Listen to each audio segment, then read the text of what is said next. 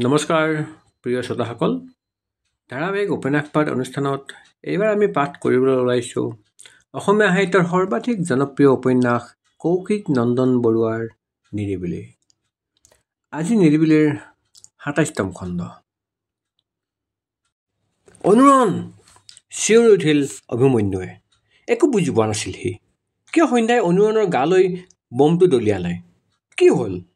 একোৱে উমান নাপাই সন্ধ্যাৰ ওপৰতে গৰজি উঠিল। পাগল নেকি তই? মানুহৰ গালে বম দলিয়াই নেকি? সন্ধ্যা থৰ লাগিল শিল হৈ। ৰাস্তাত অনুৰণ বাগৰি পৰি আছে। পিঠিত তাৰ বমৰ আঘাত, যিটো তাই দলিয়াইছিল। থিয়ৰ পৰা বাগৰি পৰাৰ বাবে মূৰত আঘাত পায়ো তেজ ওলাইছিল। ছাৰ্টটো জ্বলিয়াই আছে। সন্ধ্যাই অনুৰণক আঘাত কৰিলে। তাইৰ কাৰণে অনুৰণৰ এই অৱস্থা? মূৰটো আচান্দাই কৰিছে সন্ধ্যাৰ।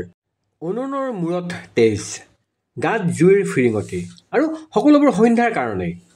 অলপ আগলৈকে উৎসৱৰ আনন্দত মতলীয়া ঠাইডোখৰত হুলস্থুলৰ সৃষ্টি হ'ল। দৌৰি দৌৰি চিঞৰ বাখৰ, কোনোবাই পানী পানী বুলি চিঞৰিছে, কোনোবাই এম্বুলেঞ্চলৈ ফোন লগাইছে। ওচৰতে থকা দেৱদাহঁত দৌৰি আহিছে। সকলো জুম বান্ধিছে ৰাস্তাত পৰি থকা অনুৰণৰ অচেতন দেহটোৰ কাষত। সন্ধ্যা আৰু ৰৈ থাকিব নোৱাৰিলে। হিতাহিত জ্ঞান হেৰুৱাই সকলোকে জোৰেৰে ঠেলি তাই হাতেৰেই জ্বলি থকা অনুৰণৰ ছাৰ্টটো আজুৰি ফালি দিলে। জুইৰ ফিৰিঙতিয়ে সন্ধ্যাৰ কোমল হাত দুখনো জ্বলাই কলা কৰি পেলাইছে। কিন্তু তাইৰ ভ্ৰূক্ষেপ নাই। জ্বলি থকা ছাৰ্টটো দলিয়াই দিলে কাষলৈ। খালী গাৰে থকা অনুৰণক সাৱটি ধৰিলে তাই। কোনোবাই পানী আনিলে, তাৰে এচাটি লৈ অনুৰণৰ মুখত মাৰিছিল। এবাৰ চকু মেলি হেহাই হেহাই মাত দিলে সি, সন্ধ্যা? অনুৰণ, মই আছোঁ, একো নহয় তোমাৰ, বুলি আঁকোৱালি ধৰি আছিল সন্ধ্যাই খালী গাৰে ৰাস্তাত পৰি থকা অনুৰণক। চকু পানী ৰখাব নোৱাৰাকৈ বৈ আহিছে। এনেতে এম্বুলেঞ্চ পালেহি। অভিমন্যু আৰু দেৱতাৰ সহযোগত এম্বুলেঞ্চত ভৰালে অনুৰণক। এম্বুলেঞ্চত যিহেতু ৰোগীৰ লগত দুজন সহায়ে যাব দিয়ে, সেইবাবে অভিমন্যু আৰু দেৱতায়ে যাবলৈ ওলাল। হঠাৎ সন্ধ্যাই দেৱতাৰ হাতত ধৰি ফেকুৰি উঠিল। দাদা, দাদা, প্লিজ মোক যাবলৈ দিয়ক না অনুৰণৰ লগত, প্লিজ দাদা। কিন্তু মই পাটকাইৰ প্ৰিফেক্ট। হোষ্টেলৰ ল'ৰা এজনৰ এনেকুৱা অৱস্থাত মইতো যাবই লাগিব। কিন্তু দেৱতাৰ একো বুজনিতে কাম দিয়া নাই সন্ধ্যাক। শেষত উপায় নাপাই এম্বুলেঞ্চত অভিমন্যু আৰু সন্ধ্যাক যাবলৈ দি বাইক লৈ পিছে পিছে গ'ল দেৱতা। এম্বুলেঞ্চৰ দাদাজনে অনুৰণৰ অৱস্থা দেখি চিধা টাউনলৈকে নিলে। কাৰণ ইয়াৰ হেল্থ চেণ্টাৰত দেখালেও ডাক্তৰে তালৈকে ৰেফাৰ কৰিব। মিছন হস্পিটেলৰ অভিমুখে ৰাওনা হ'ল এম্বুলেঞ্চ। হৰ্ণৰ শব্দটোৰ বাহিৰে চব ফালে নীৰৱতা। মাজে মাজে অনুৰণৰ কেকনি আৰু সন্ধ্যাৰ উচুপনি। অনুৰণে অচেতন অৱস্থাতো সন্ধ্যাৰ হাত এখন খামুচি ধৰি আছে। সন্ধ্যায়ো এৰি দিয়া নাই। মাজে মাজে তাৰ উদং পিঠিখনত হাত ফুৰাই। অনুৰণে শিয়ৰি চটফটাইছিল। অভিমন্যু প্ৰস্তৰ হৈ বহি আছে মাত্ৰ। প্ৰায় ১৫-২০ মিনিটমানৰ পাছত নাৰ্ছিং হোম পালেগৈ সিহঁত। ইমাৰ্জেঞ্চি ৱাৰ্ডত ভৰাইছিল অনুৰণক। ডাক্তৰটো আছিলেই। বাহিৰতে থিয় হ'বলৈ দিলে অভিমন্যু আৰু সন্ধ্যাক। দেৱতাও বাইকখন লৈ পালেগৈ। ৱাৰ্ডৰ দুৱাৰমুখনৰ কাষতে বেৰত ভেজা দি ৰ'ল সন্ধ্যা। অভিমন্যু দেৱতাৰ লগত অলপ আগফালে ওলাই আহিল। মই একো গমেই নাপালোঁ ক'ত কি হ'ল দেৱতা। মই কৈছোঁ শুন, বুলি গোটেই ঘটনাটো ক'লে দেৱতাই। তেওঁ পাটকাই চাইনবোৰ্ডৰ সন্মুখত থিয় হৈ থকাৰ বাবে গোটেইবোৰ সন্মুখৰ পৰাই দেখা পাইছিল। কিন্তু তেওঁ সেই পাইহি মানে সকলোবোৰ ঘটিয়ে গ'ল। ল'ৰাকেইটাই বমটো অভিমন্যুৰ ওচৰত পেলাই থৈ যোৱা, সন্ধ্যাই বমটো উঠাই ৰাস্তালৈ দলিয়াই দিয়াৰ মাজত মাত্ৰ ২ কি ৩ ছেকেণ্ডৰ পাৰ্থক্য। তাৰ পাছতেই ঘটনাটো। কিন্তু মানিব লাগিব ছোৱালীজনীক। আজি অনুৰণৰ গাত বমটো পৰিল, অলপ পুৰিছে, ভাল হৈ যাব। কিন্তু যদি বমটো তোৰ ওচৰত ফুটিলেহেঁতেন, ভাবচোন কি হ'ল হয়। কাৰণ তই বাইকখনত আউজি আছিলি, টেংকটোৰ কাষতে পৰি আছিল বমটো। ভয়ংকৰ কাণ্ড এটাৰ পৰা বচালা আজি তাই। তেতিয়াহে নিজৰ ব্যৱহাৰত অনুতাপ হ'ল অভিমন্যুৰ। নভবা নিচিন্তাকৈ সি কিয় যে তাইক গালি পাৰিছিল। এফালে অনুৰণৰ আঘাত কৰা দোষ আৰু আনফালে তাৰ গালি খাই সন্ধ্যা চাগে আৰু ভাগি পৰিছে। নিজৰ ওপৰতে খং উঠিল অভিমন্যুৰ। দেৱতাক ৰ'বলৈ কৈ সি ভিতৰলৈ সোমাই গ'ল। ইমাৰ্জেঞ্চি ৱাৰ্ডৰ বাহিৰৰ ৱালখনত মূৰটো পেলাই থিয় হৈ আছিল সন্ধ্যা। চকুৰ পানীৰে তিয়াইছে গাল দুখন। জুইৰ ফিৰিঙতি লাগি ক'লা হৈ পৰা হাতকেইটা প্ৰচণ্ড বিষ। কিন্তু হাততকৈ বেছি বিষাইছিল তাইৰ বুকুখন। কোনোবাই যে বেজীৰে চিচি দিছে। তাইৰ কাৰণে আজি অনুৰণৰ এই অৱস্থা। সন্ধ্যাই যে মানি ল'ব পৰা নাছিল। তলসৰা ফুল পাহিও যিজনী ছোৱালীয়ে গছকিব নোৱাৰে, তাই আজি আঘাত কৰিলে তাই ইমান ভাল বন্ধুটোক। অনুৰণৰ পিঠিৰ জ্বলা দাগবোৰ মনত পৰিলেই নিজকে চৰিয়াবলৈ মন যায় সন্ধ্যাৰ। অভিক বচোৱাটো জৰুৰী আছিল সঁচা, কিন্তু তাৰ বাবে তাই ইমান অন্ধ হৈ গ'লনে যে ৰাস্তাৰ সিপাৰে থকা অনুৰণকো নেদেখিলে? সি যদি পিঠি দি নথকা হ'লে বোমটো গৈ তাৰ মুখত পৰিলেহেঁতেন তেতিয়া? নাই, তাই আৰু ভাবিব নোৱাৰে। কান্দোনখিনি ৰাখিবলৈ চাওঁতে চেপা মাত এটা উলিয়াইছিল তাইৰ। তেনেতে বাহুত কাৰোবাৰ হাত। সন্ধ্যা ঘূৰিছে। অভিমন্যুক দেখি ইমান সময়ে ধৈৰ্য ধৰি ৰখা বান্ধ ছিঙি শব্দ কৰি কান্দি উঠিল তাই। অভিমন্যুৱে আলফুলে সাবটি ল'লে তাইৰ বুকুত। মূৰত হাত ফুৰাই লাহে লাহে বুজাইছিল সি, হেই পাগলী, কান্দিছ কিয়? একো হোৱা নাইতো তাৰ, ঠিক হৈয়ে যাব।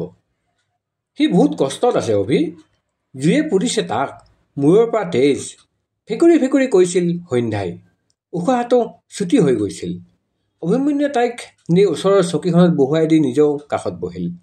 তাইৰ মুখখন হাতেৰে ধৰি চকু পানী মচি মচি বুজাইছিল, হোৱাটোতো হৈ গ'ল, কি কৰিবি এতিয়া ক? কান্দি থাকিলে জানো চব ভাল হ'ব? অভি, মই তাক ইচ্ছা কৰি। তাই কোৱা নহওঁতে অভিমন্যুৱে ক'লে, মই গম পাইছোঁ, চৰি, মই অথনি তোক তেনেকৈয়ে কৈ পালোঁ। আচলতে মাথাই কাম কৰা নাছিল মোৰ, তই মোক বচালি আৰু মই। কৈ থাকোঁতে সন্ধ্যাৰ হাতকেইটাত চকু পৰিল অভিমন্যুৰ। মাখন হেন বগা হাত দুটা ক'লা পৰি গৈছে জুইৰ আঙঠা লাগি। ঐ তোৰ হাত বুলি কৈয়ে উঠি গৈ নাৰ্ছ এগৰাকীক মাতি আনিলেহি। নাৰ্ছগৰাকীয়ে সন্ধ্যাৰ হাতখন ধোৱাই কিবা ক্ৰীম সানি দিলে। এনেতে ডাক্তৰজনে সিহঁতক ক'লেহি যে অনুৰণৰ চেঞ্জ আহিছে, পিঠিৰ জখমবোৰত মেডিচিন দিছে, সময়ৰ লগে লগে ভাল হ'ব। ভাগ্য ভাল যে লগে লগে চাৰ্টটো খুলি দিয়াৰ বাবে বেছি পুৰিবলৈ নাপালে। মাত্ৰ থিয় হৈ থকাৰ পৰাই মাটিত বাগৰি পৰাৰ বাবে অলপ মূৰত দুখ পাইছে আৰু চিলাই এটা পৰিছে। বেছি অসুবিধা নাই যদিও আজি ৰাতিটো ইয়াতে থাকক, কাইলৈ ৰিলিজ ল'ব পাৰিব। কথাখিনি বুজাই ডাক্তৰজন আঁতৰি গ'ল। অনুৰণক কেবিনলৈ উলিয়াই দিছিল। দেৱতাই কিবা ফৰ্মেলিটি পূৰা কৰিবলৈ গৈছিল। অভিমন্যুক নাৰ্ছগৰাকীয়ে মেডিচিন আনিবলৈ দিয়াত সিও ওলাই গ'ল। কেবিনটোত সোমাই আহিল সন্ধ্যা। চকুত তাইৰ তেতিয়াও চকু পানীৰ দাগ। নাৰ্ছিং হোমৰ পৰা ৰোগীৰ বাবে দিয়া নীলা ৰঙৰ চোলাটো পিন্ধি বিচনাখনত শুই আছে অনুৰণ। মূৰত বেণ্ডেজ। ৰুমটো যথেষ্ট ডাঙৰেই। ৰোগীৰ বিচনাখনৰ অলপ আঁতৰত আন এখন বিচনাও আছে। বিচনাৰ কাষতে সৰু টেবুল এখন। বাওঁফালৰ চুকত বাথৰুম। অনুৰণৰ ওচৰ চাপি সৰুকৈ মাতিলে সন্ধ্যাই, ৰণ। চকুকেইটাই মেলি অলপ সহাৰ দৰে কৰিলে সি। অলপ ভাল পাইছানে বিষটো? সন্ধ্যাই সুধিলে। অনুৰণৰ চেপা মাতেৰে ক'লে, তুমি আছাই নেকি? প্ৰশ্নৰ উত্তৰত আকৌ উচপি হৈ উঠিল সন্ধ্যাই। চৰি, ময়ে তোমালৈ বোমটো দলিয়াইছিলোঁ। কথাখিনি চমুকৈ ক'লে তাই। কেনেকৈ অভিক বচাবলৈ গৈ তাই সেইবোৰ কৰিব লগা হ'ল। একো নাই সন্ধ্যা, মই দুদিনত ভাল হৈ যাম। কিন্তু তুমি বোমটো নদলিওৱা হ'লেও হয়তো অভিমন্যুক আমি হেৰুৱাব লাগিলহেঁতেন। অনুৰণৰ মূৰত আলফুলে হাতখন ফুৰালে সন্ধ্যাই। বেছি বিষাইছে? অলপ, একো নাই, ভাল পাই যাম, অনুৰণে ক'লে। এনেতে দেৱতা আৰু অভিমন্যু সোমাই আহিল। লগতে আহিছিল পাটকাইৰ ৱাৰ্ডেন প্ৰবীণ শৰ্মা ছাৰ। ছাৰে প্ৰথমতে ঘটনাটো গম পোৱা নাছিল। পাছত বেলেগৰ মুখেৰে শুনি দেৱতাক ফোন কৰি আহি ওলাইছেহি। অনুৰণৰ খবৰলৈ গহীন মাতেৰে ছাৰে ক'লে, এতিয়া কোৱা, কোনে বোম দলিয়াইছিল গালৈ? ছাৰৰ কথাত দুখোজ পিছুৱাই গ'ল সন্ধ্যা। তাই বা কি কৰে এতিয়া? বুজি পাবনে যে তাই অভিমন্যুক বচাবলৈহে কৰিছিল? কিন্তু কোনেও একো ক'বলৈ নাপাওঁতেই অনুৰণে ক'লে, কোনেও দলিওৱা নাই ছাৰ, মই নিজে বোমটো জ্বলাই ওপৰলৈ মাৰি দিওঁতে আহি পিঠিত পৰিলে। অনুৰণৰ ফাঁকিত কোনোমতে হাঁহিটো ৰখাইছিল দেৱতাই। ফাঁকিও দিব নাজানে এইটোৱে। পিছে ছাৰে ধৰিব নোৱাৰিলে। একদম মূৰ্খামি কাম কৰা তোমালোক ল'ৰাবোৰে। এইদৰে দুই এষাৰ কথা পাতি ছাৰ ওলাই গৈ আহিল। দেৱতাই আগবঢ়াই থৈ আহিল বাহিৰত। ৰুমত কিছু সময় বহি আছিল অনুৰণ, সন্ধ্যা আৰু অভিমন্যু। ঘটনাটোৰ কথাই পাতি আছিল সিহঁতে। দেৱতাই বাহিৰৰ পৰা ব্ৰেড আৰু বিস্কুট লৈ আনিলে। ভিচি ছাৰৰ ঘৰত বিৰিয়ানী খাই সিহঁতৰ পেট ভৰি আছিলেই। তথাপি সি আনি দিয়াত খাবলৈ ল'লে। খায়ে দেৱতাই ক'লে, সোৱণশিৰিৰ পানীৰ মাজত এনে ডেঞ্জাৰাছ বম লুকাই আছে বুলি মই জনা নাছিলোঁ আগতে। অভিমন্যু আৰু অনুৰণে হাঁহিলে। সন্ধ্যাই লাজত তল মূৰ কৰিলে। খোৱা বোৱা হলত দেৱতাই তেওঁৰ বাইকৰ চাবিটো অভিমন্যুৰ হাতত দি তাক আৰু সন্ধ্যাক যাবলৈ দিলে। যিহেতু এম্বুলেঞ্চ ইতিমধ্যে গ'লেই আৰু ৰোগীৰ লগত এজন থাকিলেই হ'ব, যেতিয়া তেওঁ থাকিব। আপুনি নালাগে দাদা, ময়ে থাকিম অনুৰণৰ লগত, অভিমন্যুৱে আপত্তি কৰি কৈ উঠিল। মই নাযাওঁ এতিয়া, সন্ধ্যাই ক'লে। দেৱতাই পিছে গহীন মাতেৰে ক'লে, এইবোৰ অকৰামী নকৰ সন্ধ্যা, তুমি হোষ্টেলত একো কৈ অহা নাই। মই বিদিশাক ফোনত কৈছোঁ অলপ পাছত পঠিয়াম বুলি, গতিকে গৈ থাকা তুমিও। আৰু অভিমন্যু, মই থাকোঁতে তহঁতক টোপনি ক্ষতি কৰিবলৈ নিদিওঁ। তই এতিয়া যা আৰু ৰাতিপুৱা সোনকালে আহি যাবি, তেতিয়া তই ইয়াত থাকিবি আৰু মই যাম। উপায় নাপায় অভিমন্যু মান্তি হ'ল, কিন্তু সন্ধ্যাই নুশুনে, তাই থাকিবই। শেষত যেনিবা অনুৰণে বুজাওঁতে যাবলৈ ওলাল, কিন্তু ৰাতিপুৱা 6টাতহে অহাৰ চৰ্ত কৰি লৈহে। তাই কেঁচুৱামীত দেৱতাৰো হাঁহি উঠিল। অনুৰণ আৰু দেৱতাক এৰি ইউনিভাৰ্চিটি পালেহি অভি আৰু সন্ধ্যা। অভিমন্যু হোষ্টেল পোৱাৰ অলপ পাছতে বিশ্বজিৎ, ৰাজদ্বীপ আৰু আৰিফ আহিলে ৰুমলৈ। ময়ূৰো আছিল তাৰ ৰুমতে। গোটেই ঘটনাটোৰ লগতে অনুৰণৰ বৰ্তমান খা খবৰবোৰ দিছিল সি আৰিফহঁতক। কথাৰ মাজতে ৰাজদ্বীপে ক'লে, সন্ধ্যাক কিন্তু মানিছোঁ দেই, তোমাৰ কিবা এটা হ'ব বুলি তাই জ্বলি থকা বমটো হাতত লৈ দলিয়াই দিছে, ধেমালিনি? বিশ্বজিতেও যোগ দিলে, সঁচা বে, ভাবা না কেনেবাকৈ তাইৰ হাততে যদি ফুটিলেহেঁতেন। তাই বহুত ভাল পায় যে তোমাক অভিমন্যু।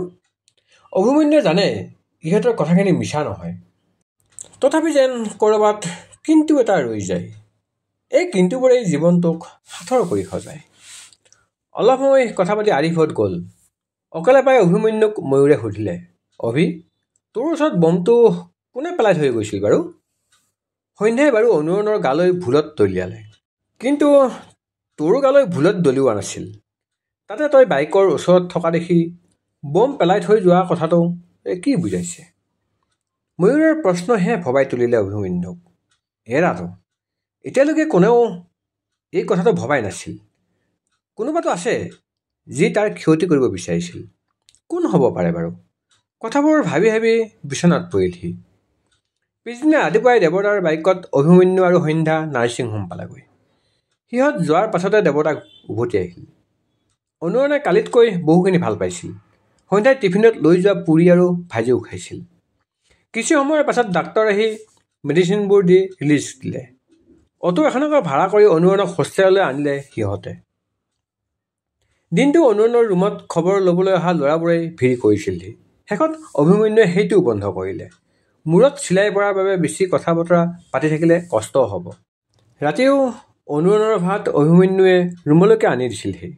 খাই লৈ সোনকালেই বিচনাত পৰিল অনুৰণ। তেনেকুৱাতে সন্ধ্যাৰ মেছেজ, বিষটো কমিছেনে নাই অলপ? সন্ধ্যাৰ এতিয়াও ক'ৰবাত যে বেয়া লাগি আছে, তাইৰ কাৰণে অনুৰণৰ এই অৱস্থা হ'ল। দিনটো তাই যিমান পাৰে ফোন কৰি মেলি খবৰো লৈ আছিল। অভিমন্যুক বাৰে বাৰে কৈ থৈছিল যে সি অনুৰণৰ লগ নেৰে। এতিয়া ৰাতি ভাত খাই চব হোৱাৰ পাছতে তাই মেছেজ দিলে তালৈ, পাইছোঁ। অনুৰণৰ উত্তৰ, ভাত খালানে আৰু মেডিচিন ল'লাতো? চব খালোঁ। তুমি মোৰ কিবা হ'ব বুলি ভয়ো খাইছিলা নেকি? অনুৰণে সুধিলে। হয়, খাইছিল সন্ধ্যাই ভয়। কিয় খাইছিল তাই নাজানে, কিন্তু এটা শংকাই মনটো অশান্ত কৰি তুলিছিল তাইৰ। তথাপি সেইটো লুকুৱাই তাই লিখিলে, ইমান সোনকালে তোমাক কিবা হ'বলৈ নিদিওঁতো, আৰু 5 বছৰ আছেই তোমাক কামোৰ দিবলৈ। ইমান জল্দি কিবা হ'লে মোৰ ফ্ৰাষ্ট্ৰেশ্যন কোনে শুনিব হা? কথাখিনি মিছা নহয়। আজিকালি প্ৰায় সকলো কথাই অনুৰণৰ আগত কয় তাই। অভিমন্যুৰ লগত হোৱা কাজিয়াৰ পৰা ঘৰলৈ মনত পৰালৈকে, মাৰ্কছ কম পোৱাৰ পৰা হোষ্টেলৰ ছোৱালীৰ চুপতিলৈকে একো বাদ নপৰে। সি শুনি যায় আৰু তাইক বুজায়। তাৰ সেই সৰু সৰু এটা দুটা শাৰীতে কি যাদু থাকে বুজি নাপায় সন্ধ্যাই। কিন্তু মনটোচোন ফৰকাল হৈ পৰে, নতুনকৈ শক্তি পায়। সন্ধ্যাই আকৌ লিখিলে, একো নকলা যে, থাকিবাতো সদায়? অনুৰণে লগে লগেই দিলে, থাকিম আছোৱেইতো মই। এই আশ্বাসখিনিয়ে যথেষ্ট জীৱনটোৰ বাবে। বিশ্বাসৰ ভেটিটো যেন লাহে লাহে মজবুত হৈছিল অনুৰণ আৰু সন্ধ্যাৰ মাজত। একো নোকোৱাকৈয়ে যেন বহু কিবা কিবি কৈছিল। একো নোহোৱাকৈ যেন বহু কিবা হৈছিল। এৰা কিছুমান কথা মুখেৰে কোৱা নাযায়, কিছুমান কবিতা কাগজত লিখা নাযায়, অপেক্ষা মাত্ৰ অনুভৱবোৰৰ উপলব্ধিৰ। ফোনটো থৈ বিচনাত বাগৰিল সন্ধ্যা। অনুৰণৰ লগত সদায় কথা পতাৰ পাছত ওঠৰ কোণত হাঁহি এটা লাগি ৰয় অজানিতে। আজিও লাগি ৰৈছিল। থাকিম আছোৱেইতো মই, কথাষাৰে মনটো ভৰাই দিছিল সন্ধ্যাৰ। সিখন বিচনাত বিধি খাই লেপটপত নায়ক চিনেমাখনৰ গান এটা লগাই থৈছিল। কলিটো পৰিলহি কাণত সন্ধ্যাৰ। মই আছো তোমাতেই, আছিলো থাকিমেই, তোমাৰ মনক নিতে পোহৰাই, মতলীয়া বতাহে উৰি আহি কলে যে। প্ৰিয় শ্ৰোতাসকল, ধাৰাবাহিক উপন্যাস পাঠৰ এয়া আছিল ২৭তম অধ্যায়। ধন্যবাদ।